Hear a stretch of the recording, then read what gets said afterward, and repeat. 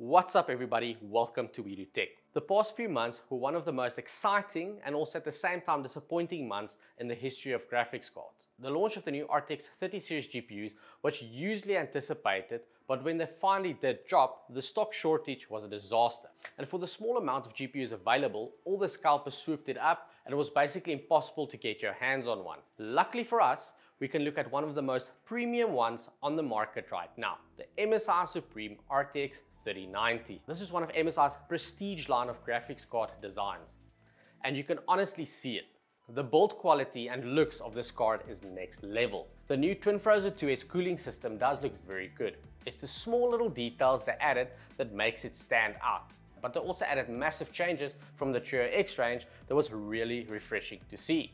One of these details that I did notice is that the fans had small polished parts on them made for faster airflow. Also on the center of the fans are these embossed MSI dragons, which really does look cool. Yes, when the fans spin, you won't be able to see them, but you shouldn't be looking at your GPU when playing games anyways. Although I must admit that it is hard not to look at this GPU. I mean, this is made to look as good as it performs. You also get these two triangular RGB stripes next to the first and middle fan. And unlike the gaming exterior range from MSI, there are no RGB hotspots on the RGB strip on the side. And another welcoming thing to see is they added an RGB MSI logo on the back plate that just really pops as well. Talking about the back plate, this is really nice. It is a brushed steel backplate, but it really does feel and look very prestigious. Now that prestigiousness, I don't know if that's really a word, but anyway, it does come with a price though, as the RTX 3090 Supreme does come with a high MSRP, which is $1,750. However, if you want to pick up one of these bad boys for yourself, go check out dreamertech.co.za, where you can get a ton of other MSI products as well. Forget about subpar customer service. DreamerTech delivers nationwide, keeps you updated every step of the way, and something very special is everything comes inside eco-friendly packaging. So go check them out with the link below and get your new shiny MSI SUPRIM RTX 3090 today. The way the RGB looks does reflect the prestige title that MSI wanted to go for. All of the RGB is controlled through MSI Dragon Center. Unfortunately, each zone isn't separate from the other, so when you do change the RGB, it changes for all the RGB zones. You get 18 different lighting effects and of course all the colors you would want to change it to. You can also change the brightness and speed of the effects. And of course, it has the support of the ambient link to link all of your supported lights together, like the hue lights or your nano LEDs. A feature of the ambient link is you can sync it with a certain game as well and get notified with specific stuff that's happening in the game. Example, it will flash red when your health is low in Assassin's Creed Valhalla. I did notice that the LEDs next to the fans do take a while to adjust to the new settings sometimes, as they seem to just go off completely and then after a few seconds they change to the new style. Now as for the specs and what's below all the RGB goodness, the 3090 has a massive 24 gigs of VRAM. So as it is advertised for 8K gaming, the enormous amount of VRAM does make sense for that. But there are other factors that's also playing a part to make that happen. So we will take a quick look at the specs. We have a total of 10,496 CUDA cores and a 384-bit memory bus. Now taking a quick look at the back for the I/O.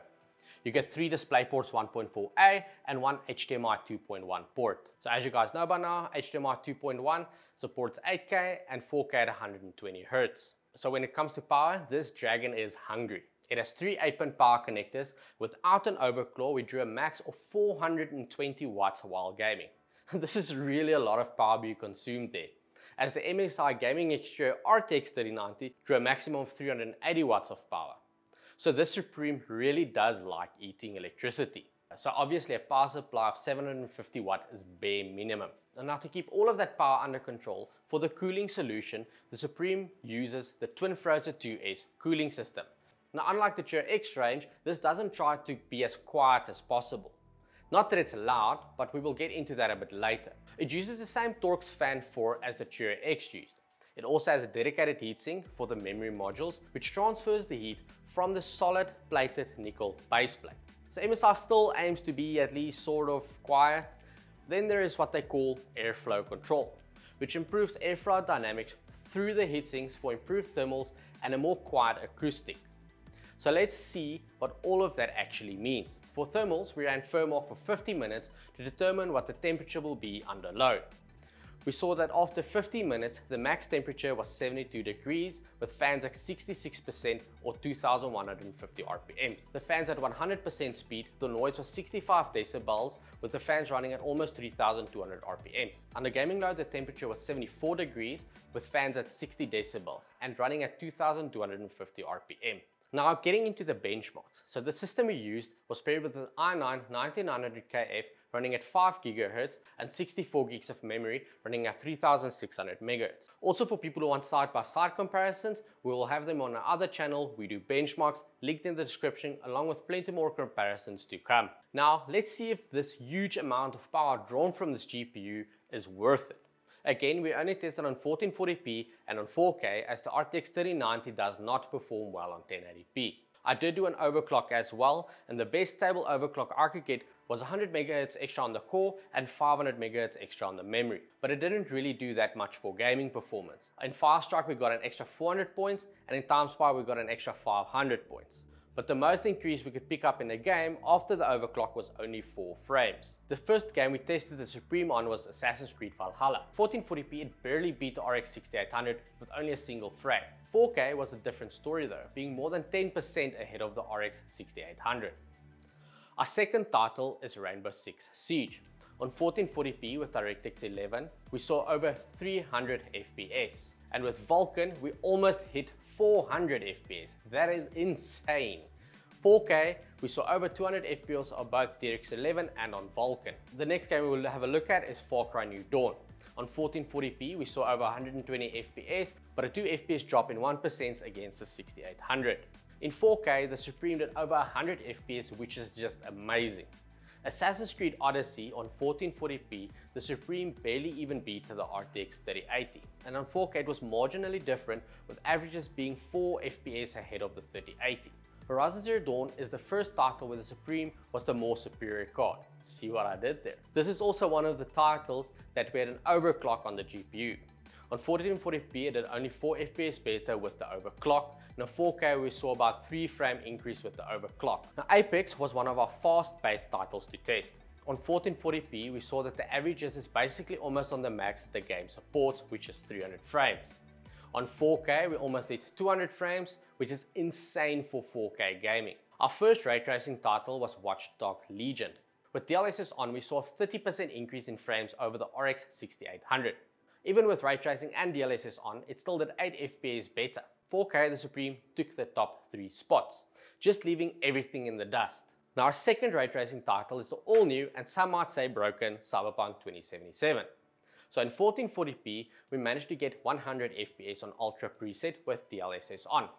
Even with ray tracing on Psycho and DLSS on, we managed to get 61 FPS. 4K with DLSS on, we got an average of 73 FPS, but 4K we barely got 30 FPS with DLSS and ray tracing on though. With DLSS off, it was unplayable with only 16 FPS with ray tracing on. Control was our third ray tracing game to test. Here the Supreme beat the 3080 by 10%. With DLSS on, they were very close, and with ray tracing on, the Supreme did very well with DLSS off and on. 4K rasterize, the Supreme was 10% ahead of the 3080 again. With 4K DLSS, we managed to get over 100 frames, but with ray tracing on, it dropped to 71. Then with DLSS off, it dropped even lower, just hitting 40 frames. Our fourth and final ray tracing game was Wolfentein Youngblood. 1440p rasterize, we saw a massive 331 frames. Strange enough, the DLSS didn't make that big of a difference. In 4K rasterize, we got over 200 FPS as well. And then here the DLSS made a huge difference with a whopping 270 frames on 4K. That is just madness. With ray tracing on, with DLSS we saw 150 FPS, and with DLSS off we saw over 100 FPS with only ray tracing on.